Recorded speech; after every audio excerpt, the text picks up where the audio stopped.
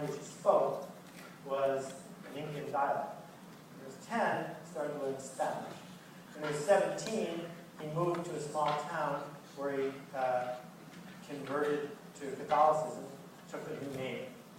And now he's 26.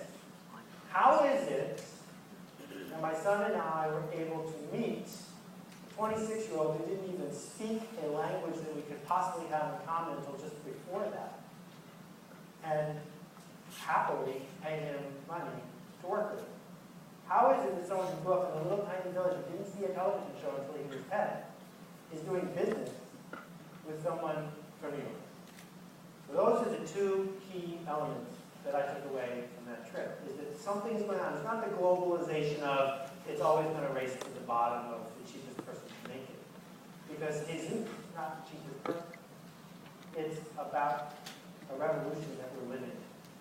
What I want to do today is first, do these keys belong to someone? Is that why they're here? Should I hand them to somebody? No? All right, well, if you want, you can come down later.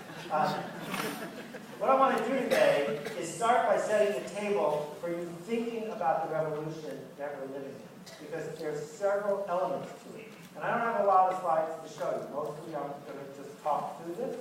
And then we're going to spend the rest of the day challenging each other, and I hope that you will challenge me, on why this revolution is really here right now.